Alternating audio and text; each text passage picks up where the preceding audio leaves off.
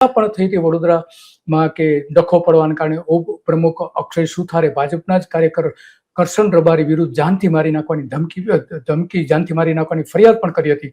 Ward number 5માં Manoj Shah કોંગ્રેસમાંથી પક્ષ પલટો કર્યો હતો. ચાણોદ, ડભોઈ એ બધા વિસ્તારમાં પણ થયું હતું. ડીસામાં પણ મોટા પ્રમાણમાં વિરોધ થયો હતો અને એટલા માટે ત્યાં કે જે જૂના કાર્યકરો છે એને ટિકિટ આપવામાં આવતી નથી, એવા પણ આ રીતના આરોપો આપણે જોઈ શકીએ છીએ. અને એટલા માટે આ બધી જ બાબતો આપણે એક પછી એક રજૂ કરીએ છીએ. બાયડમાં પણ આ રીતે વિરોધ થયો હતો અને ત્યાં ઘણા બધા પક્ષ છોડીને કોંગ્રેસમાં ગયા હતા.